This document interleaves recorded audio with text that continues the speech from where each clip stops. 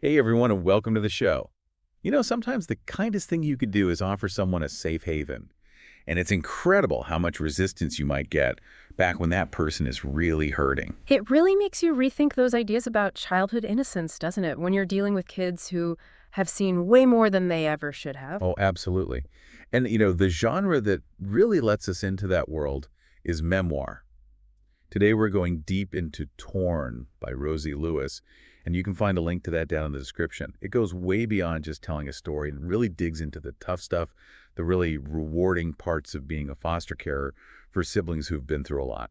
And those memoirs are so important, right? Because most people haven't lived that. So it's a chance to kind of step into someone else's shoes and say how complicated things can be. Right? And if that sounds like something you'd be into, hit that like and subscribe button. It helps us keep bringing you deep dives like this. So today we're looking at Rosie's very first days fostering Taylor and Reece Fielding. This was back in the spring of 2005, and we're taking everything straight from Rosie's account in Torn. A lot of you are really interested in this one, wanted to get a sense of what fostering is really like right from the start, those first big challenges for everyone involved, and how those initial little things the kids do can actually point to much bigger issues. So our goal today is to break down those first few crazy days, look at what happened and what Rosie was able to figure out. Right away, you get the sense that things are moving fast. Yeah, absolutely. It just throws you right into a crisis. Rosie gets this urgent call from a social worker, Maisie, who needs to place two siblings immediately, Taylor, who's about 10, and Reese, who's only 5. And the reason for the rush is that Reese said something at school that day that set off alarm bells. Basically, they needed to get those kids somewhere safe, ASAP. And it wasn't exactly easy for Rosie to just take them in right then and there. Yeah, There were some practical things to work out right off the bat. exactly. There were these agency rules about bedrooms, like kids over 5 who were different genders shouldn't share a room. And Rosie only had one spare bedroom at the time, so she's stuck. Should she follow the rules to the letter and risk splitting up these siblings who are already dealing with so much? Or should she find a way to keep them together? It's a tough spot to be in. And it really shows you how important it is to put those kids' emotional needs first, even if it means bending the rules a little. Thankfully, she does. She decides to turn her dining room into a bedroom for herself for a while so that Taylor and Reese can share the spare room. Mm. It's such a selfless act right off the bat. Yeah, You can really see that giving spirit that's so crucial for foster carers, for sure. And you also have to remember that Maisie couldn't tell Rosie everything about the kids right there on the phone. right? She did give her some important details, though. Enough for Rosie to start to get a picture of what those kids might have been going through. We hear about domestic violence in the family, and this thing called the toxic trio, parental depression, substance abuse, and domestic violence. All of that together creates an incredibly damaging environment for kids. And unfortunately, Rosie was starting to realize that this wasn't some rare thing. Domestic violence was something she was seeing a lot in her work as a foster carer. It's heartbreaking because, those kids are growing up in a world where they never feel safe. Then there's Taylor, the older sister. Apparently, she'd been acting out the violence she'd seen at home with other kids at school, which had led to her being isolated from her classmates. It's just so much for a kid that age to handle. It really is. And her acting out, even though it causes problems, it's a sign that she's in a lot of pain herself. Rosie realizes that Taylor isn't just being difficult. She's hurting, and she's using what she's learned to try and survive in the world, even if that means pushing everyone away. And to make matters worse, the Fielding parents had refused to participate in any of the therapy programs that were offered to them. It just shows how complex these situations can be and how frustrating they are for the social workers and, most of all, for the kids. It's like the adults who were supposed to protect them weren't willing or maybe even able to face the problems that were hurting them. So with this limited but concerning information, Rosie waits for Taylor and Reese to arrive. What was she thinking and feeling in those moments before they got there? You can tell it's a roller coaster of emotions. She really wants to help, and she knows how badly foster carers are needed. She also knows that it's so important to keep siblings together. So she's trying to push aside any judgments she might have based on what she's heard and focus on getting to know Taylor and Reese as And individuals. then they arrive. And it's not exactly a warm and fuzzy welcome, is it? Not at all. It's pure tension from the get-go. You hear a scream from upstairs, and then there's Taylor with her bright red nails and this defiant look in her eyes. She's putting on a tough front. And then there's Reese. He's only 5 and he's terrified. He keeps asking, "Where are we sleeping? Where's Mommy?" It's just heartbreaking. And almost immediately, he starts complaining about a tummy ache, which is so common for kids when they're stressed out like that. And Taylor's reaction to her little brother being so upset. is really telling, isn't it? The eye rolling, the dismissiveness. You can see how their experiences have affected their relationship. It's like Taylor can't deal with her own fear and insecurity, so she shuts Reece down. Rosie's instinct to protect Reece is completely understandable. Soon after that, Rosie's own kids, Emily and Jamie, come home with her ex-husband, Gary.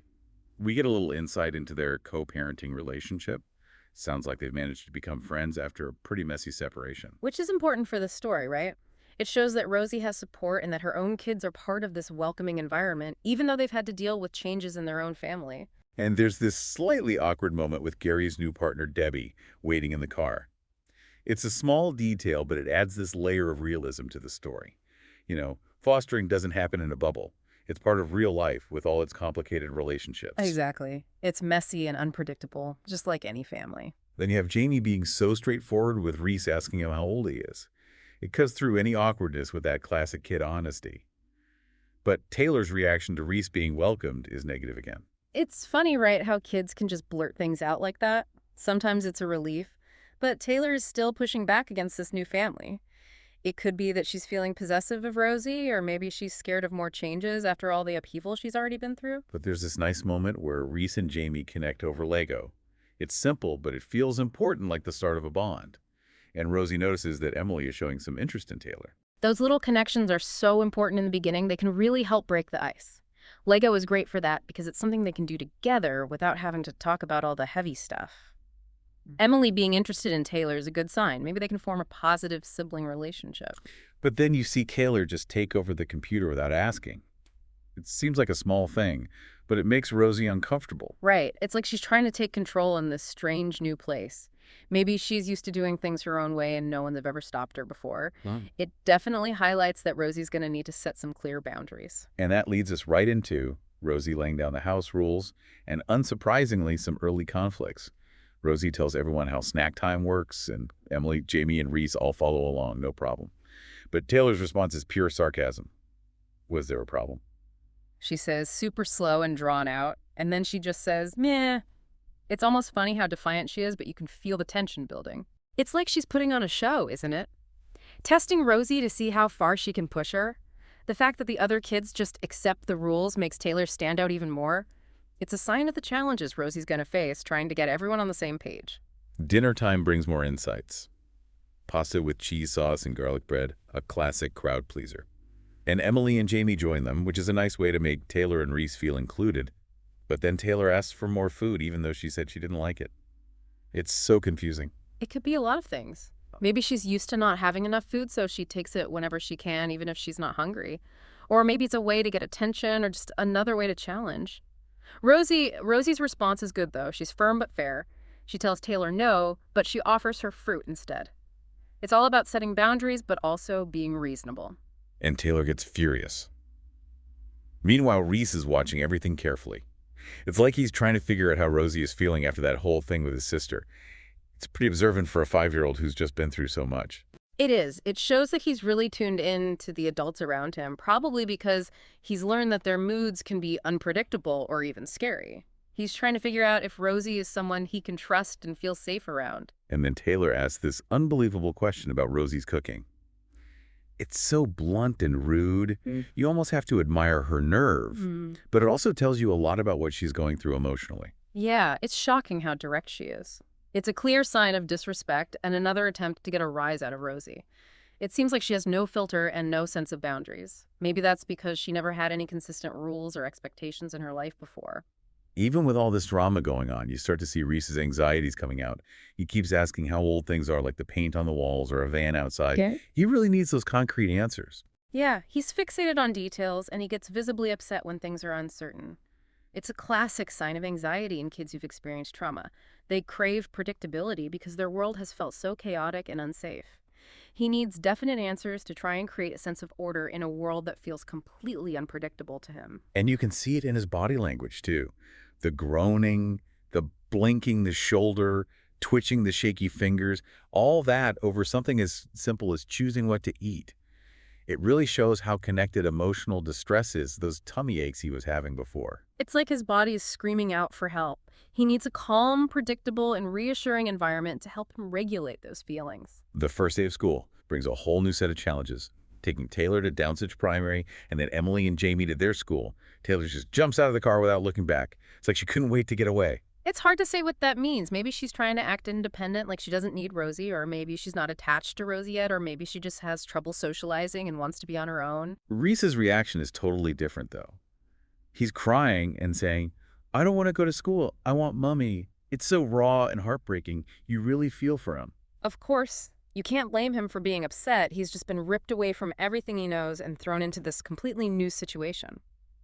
Rosie comforting him is such an important step in helping him feel safe and secure. Back at home, those kitchen interactions are still revealing the power dynamics at play. Rosie asks Taylor to help her cook. Taylor's suspicious at first, but she eventually agrees. It's like a little chink in her armor. It's a good move by Rosie. It gives Taylor a chance to do something with her, something that's not about rules or conflict. But Taylor's initial suspicion shows how guarded she is and how little trust she has in adults. It makes sense, though, considering what she's probably been through. But then Taylor expects to get special treatment at dinner. Just give us my tray here, Tay, she says. And when Rosie reminds her that everyone has to follow the house rules, they clash again. It feels like every interaction is a potential fight. Taylor's testing Rosie's limits. She's trying to see if the rules actually apply to her. Maybe she's used to people giving in to her demands. Rosie holding firm is crucial, though. It creates a sense of predictability and safety for everyone. It lets them know that Rosie's in charge and that she's going to keep them safe. Even something as simple as washing her hands becomes a battle with Taylor. She groans and complains like it's the worst thing in the world. It must be exhausting for Rosie to deal with that kind of resistance all the time. It is incredibly draining. Those small acts of defiance can wear you down. It's not really about the specific request. It's about testing Rosie's patience, her authority, her commitment. Taylor's trying to figure out if Rosie is really going to be there for her, if she can be trusted to keep her safe. The fight over turning the TV off at dinner escalates, and Taylor brings up her mom's rules. It's a classic move for kids who are adjusting to new caregivers.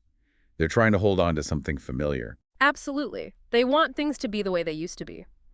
Rosie complaining that different houses have different rules and that screen time is limited is important. It helps Taylor understand what's expected of her in this new environment. It's about acknowledging her past, but also establishing the present. Then we see this clash of personalities and Taylor's defensiveness on full display. She boasts about becoming a top model, and Jamie, being the wonderfully blunt kid that he is, just laughs in her face. Kids are so brutally honest sometimes. It's refreshing. Taylor's bragging could be a cover-up, though. A way to make herself seem confident and worthy when she's actually feeling insecure and inadequate. Jamie's reaction just brings her back down to earth. And when Rosie tries to be encouraging, telling Taylor about successful people who are bullied, Taylor just shuts her down with a flat, lame. Yeah. It's like she can't accept anything positive. Her past experiences have probably taught her that good things don't last. She's expecting to be disappointed or rejected. It's a defense mechanism, but unfortunately it also isolates her further. It's sad to see that a young girl like Taylor already has such a negative view of the world. She puts people down. She complains about everything. Just shows how much pain she must be in. It does. Her negativity is a sign that she's hurting badly. The insults, the complaints, they're a way of pushing people away before they can hurt her. But it also keeps her from forming genuine connections. So as we look back at these first few days, what are the key things that stand out to you?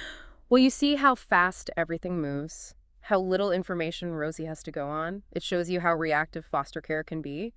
You also see how differently Taylor and Reece react to being in foster care, which highlights the different ways kids cope with trauma. And you see how hard it is to create a stable and predictable environment for kids who've never had that. And maybe most importantly, you start to see the trauma these kids are carrying and the ways they've learned to survive. It really makes you think about how much foster carers have to do, how much they have to figure out on the fly.